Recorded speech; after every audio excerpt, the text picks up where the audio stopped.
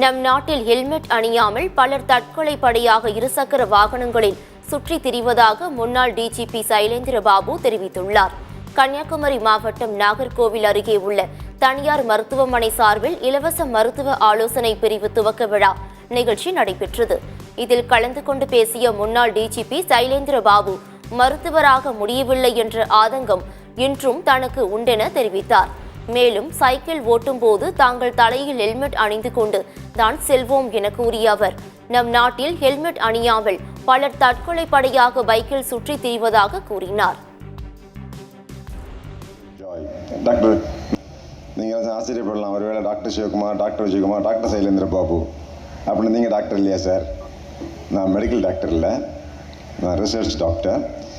அந்த ஒரு வாய்ப்பு நமக்கு மெடிக்கல் காலேஜில் சேர்ந்து படிக்கிறதுக்கு கிடைக்கல அப்படிங்கிறது இன்றைக்கும் ஒரு பெரிய ஆதங்கமாக தான் மனசில் இருக்குது.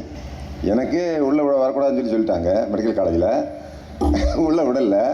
ஆனால் அந்த மெடிக்கல் காலேஜிலே என்னை சீஃப் கெஸ்டாக கூப்பிட்டாங்க. இதுக்கு எம்பிபிஎஸ் பட்டம் அளிப்பு விழா. அதுபோல் நிகழ்ச்சிகள் நடக்கும்போது எனக்கு மகிழ்ச்சியாக இருக்குது.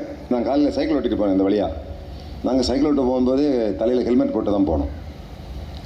ஆனால் மோட்டார் சைக்கிள் ஓட்டிட்டு போகிறாங்க காலையில், ஒருத்தன் கூட ஹெல்மெட் போடலை.